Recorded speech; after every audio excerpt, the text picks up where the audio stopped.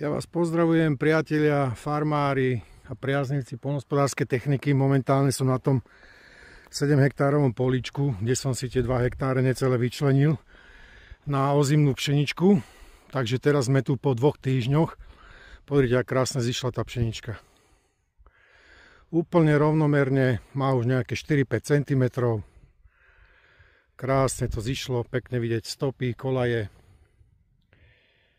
Čiže je to nádherné vidno, ako to išlo. Bolo to posiaté tou no-till sejačkou od Horizonu MDSX. No a predtým to bolo jedenkrát kyprené, vlastne tam bola medziplodina 7-zložková. Predtým to bolo jedenkrát kyprené s tými kelidiskami, ktoré som pobehal. No a momentálne je to pekne vysiaté. Priamy výsev, vlastne potom po týždni bol a takto to vyzerá. Čiže krásne to rastie. Pšenička nám krásne rastie, 2 týždne tuším po výseve. Pekne rovnomerne, úplne krásne čiary. Vyzerá to veľmi dobre. Vyzerá to veľmi dobre.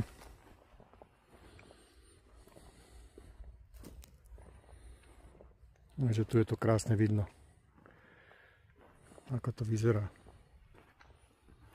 Hej, čiže je to pekne vysiaté, sa teším. Pekne to schádza, tak už tomu necháme. Nech sa to len rozširuje, odnožuje.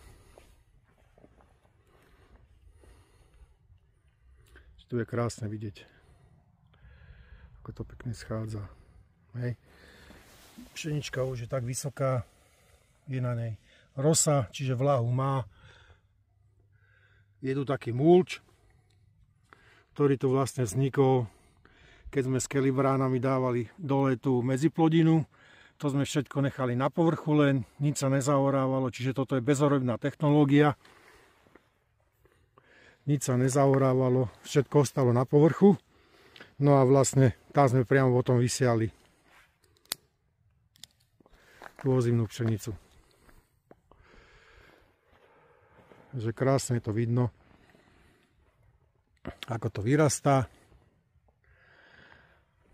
Sa teším. No a tu vedľa máme vlastne tú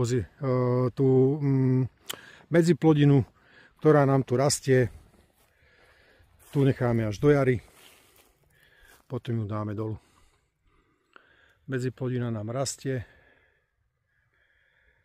Tá 7-zložková, vidíte, že všetko možné sa tu nachádza.